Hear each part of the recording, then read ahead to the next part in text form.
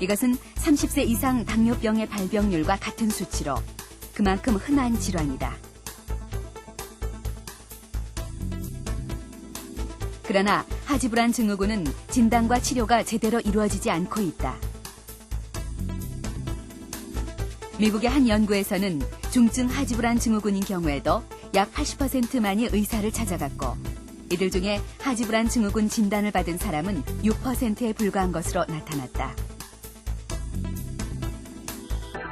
이게 환자분이 처음에는 오셨을 때는 순환장애, 말초신경염 이런 쪽으로 진단이 많이 됐습니다. 그리고 다리가 불편하니까 허리 디스크라고 생각하시는 분도 있고, 혹은 이게 손발이 좀 차갑다고 순환이 잘 되지 않는다고 이렇게 오시고, 어떤 분들은 이런 증상을 호소하지 않고 오히려 잠을 못 잔다고만 이야기하시는데 왜 잠을 못 주무시는지 자세히 물어보면은 예전부터 다리가 좀 불편했다 이렇게 호소하는 분도 많이 있습니다.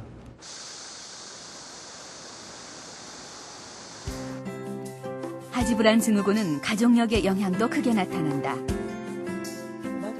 20대 비교적 이른 나이에 발병한 김경숙 씨. 그녀의 경우 5자매 중에 3명이 하지불안 증후군이며 돌아가신 어머니 역시 같은 병이었던 것으로 짐작된다. 그때 다리 아플 때마다 이거 장독대 있지.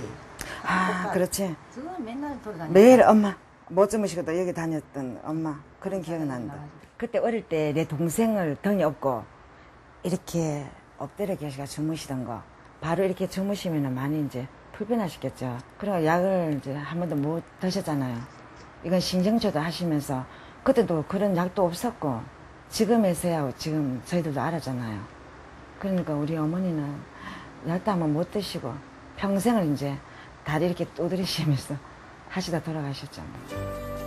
김경숙 씨의 기억에 의하면 어머니는 30대 무렵부터 하지불안 증후군을 앓았다. 그러나 김경숙 씨와 언니는 10대 후반과 20대 초반에 통증이 시작됐다고 한다. 근데 언니 요즘 어떤데 그래 다리가? 그거 너보다는 덜 심하니까 그냥 이제 이런 병이 있는지도 몰랐고 또 이제 약 먹으면 약이란 그런 게 무슨 안 좋다고 하는 인식이 돼가지고 혹시 또 다른 병이 올까봐 연구도 되고 해가지고 약은 아주 안 먹었지. 아직 지금까지 한 번도 안 먹어봤어.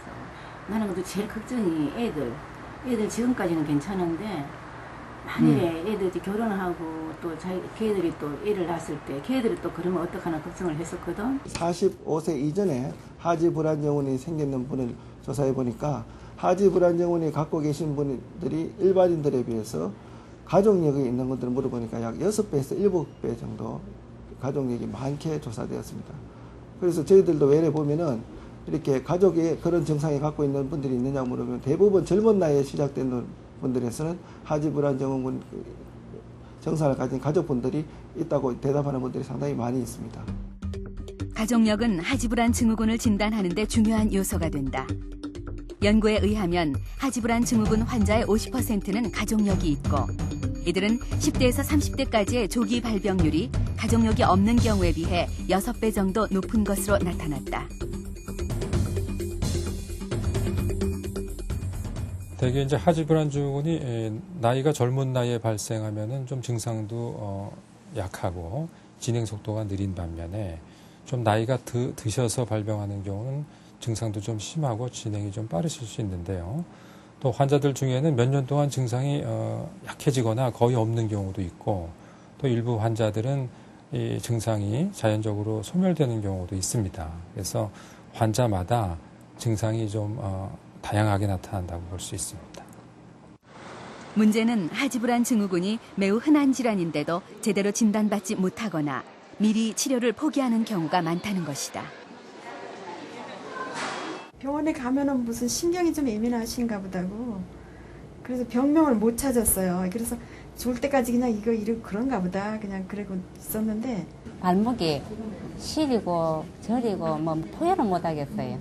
뭐라고 아픈 게 어떻게 아프다고 뭐 쑤시고 아픈 게 아니고 시려요. 시려서 지금도 시리고 그냥 항상 시려서 여기 토시를 이렇게 끼고 있고 그랬어요. 아프지는 않아요. 이게 뭐 이렇게 뭐 콕콕 찌르거나 이렇게 통증이 있는 건 아픈 건 아닌데 저리하고 무지한 느낌이 너무 기분이 안 좋아요. 수면 패턴에 대한 설문하고요. 여기 두 번째 장에 제작팀은 시청자 게시판을 통해 하지불안 증후군이 의심된다고 밝힌 6명의 시청자를 검사해보기로 했다. 우선 하지불안 증후군의 진단과 그 정도를 알아보는 설문조사.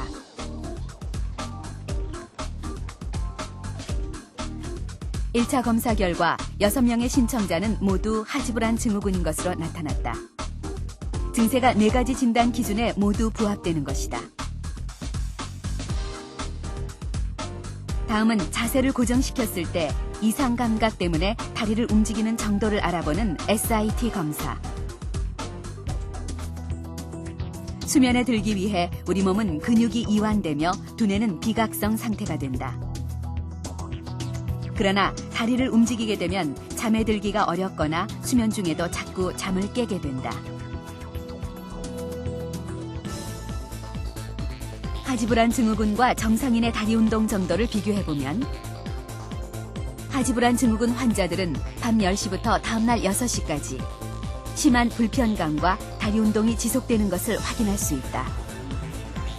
SIT 검사 결과 앞에 검사자들은 6명 중 3명이 정상 수치를 넘는 것으로 나타났다.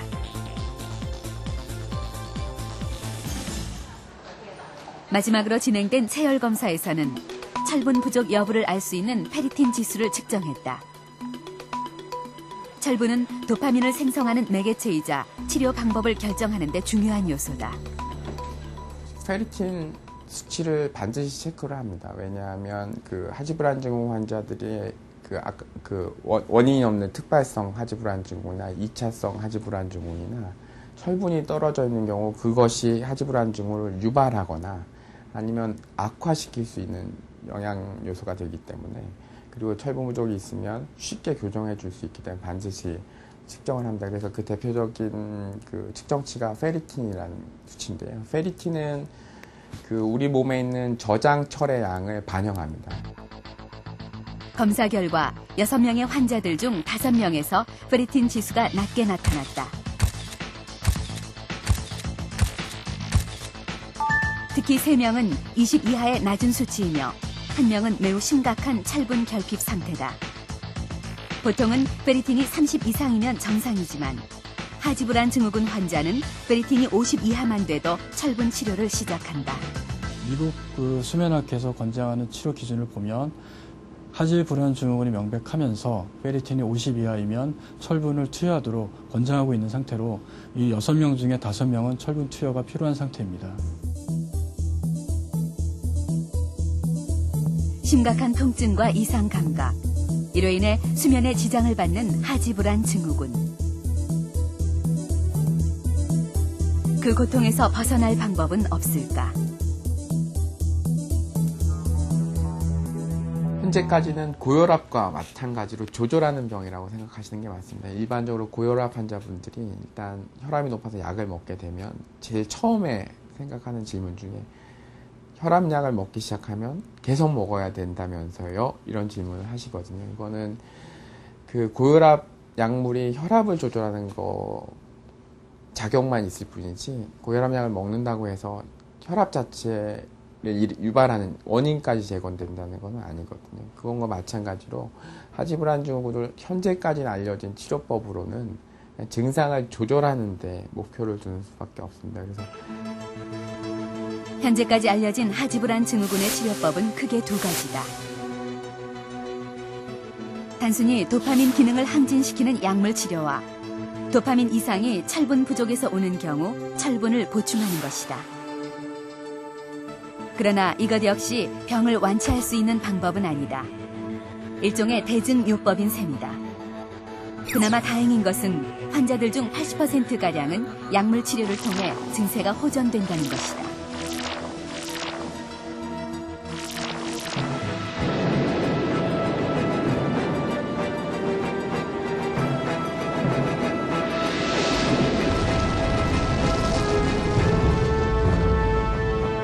(1986년 1월) 우주비행사 7명의 목숨을 앗아간 챌린저호 폭발 사건을 기억하십니까?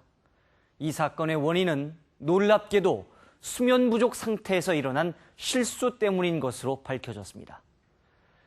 역사상 최악의 기름 유출 사고였던 엑손 발데즈호의 좌초 역시 수면 부족이 원인이었던 것으로 알려졌습니다. 하지불안 증후군이 무엇보다도 위험한